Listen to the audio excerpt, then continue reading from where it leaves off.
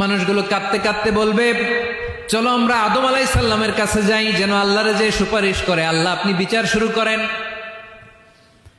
কিয়ামতের ময়দানে সবাই মিলে সাইয়েদনা আদম আলাইহিস সালামের কাছে যেয়ে বলবে, ইয়া আবাল বাশার ইয়া আউয়ালাল আম্বিয়া, ও আদম নবী, আপনি দুনিয়ার বুকে প্রথম নবী। আল্লাহ নিজ হাতে আপনারে 60 হাত লম্বা করে বানিয়েছেন, আপনার সম্মানে ফেরেশতাদেরকে সেজদা দিতে বলেছেন। দুনিয়ার প্রথম নবী, প্রথম মানুষ আপনি। আপনি আল্লাহরে যে সুপারিশ করেন যেন আল্লাহ বিচার শুরু করে।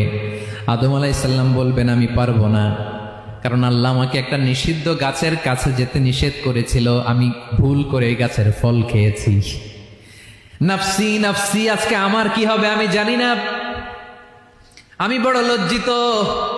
আমারে যদি আল্লাহ জিজ্ঞেস করে কেন খাইছিলাম, আমার কোনো উত্তর নাই, তোমারে বাঁচাবো কেমনে আমি?